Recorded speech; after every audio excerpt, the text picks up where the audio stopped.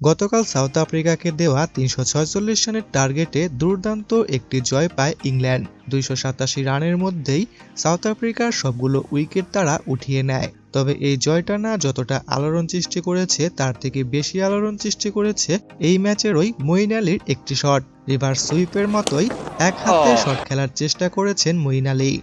দ্বিতীয় ইনিংসে ৪৪তম ওভারে তিনি যখন তাবরেজ শামসির মুখোমুখি হন তখন তিনি এক হাতে এই শটটি খেলার চেষ্টা করেন। ব্যাটটি বাম হাত থেকে ডান হাতে নিয়ে সাধারণ সুইচ হিটটিকে তিনি নতুন রূপ দেন। তবে মঈন আলী এই শটটিতে সফল হননি। ব্যাটে বলটি কানেক্ট করতে ব্যর্থ হন, উল্টো আরও বিপদেই পড়তে যাচ্ছিলেন উইকেট কিপার, কারণ ব্যাটটি তার মাথার সামান্য একটু উঁচু দিয়েই ঘুরেছিল।